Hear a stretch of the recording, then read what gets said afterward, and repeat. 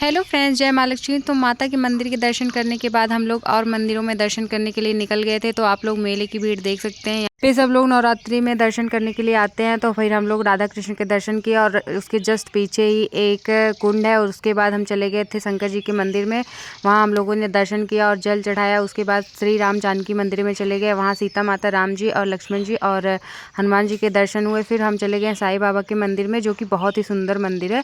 फिर वहाँ पे साईं बाबा के दर्शन हुए। फिर गणपति जी और हनुमान जी और नंदी के दर्शन हुए। उसके बाद हम लोग निकल आए थे बाहर। कुछ हम लोगों ने शूट कराया, फ़ोटो शूट, मम्मी और प्रीति दी ने। उसके बाद मैं खाई चाट और गोलगप्पे। और उसके बाद मैं आ गई थी जलेबी की दुकान पे। बिट्टी के लिए ले आना था जलेबी, तो हम लोगों ने जलेबी ख़रीदी। उसके बाद थोड़ा सा इधर उधर शॉपिंग करने के बाद हम लोग ले लिए थे ऑटो और निकल गए थे घर के लिए। घर पहुंच के बहुत ही ज़्यादा हम लोगों को लगी थी प्यास। तो मिलते हैं नेक्स्ट वीडियो में। Bye bye, take care all, जय माँ लक्ष्मी।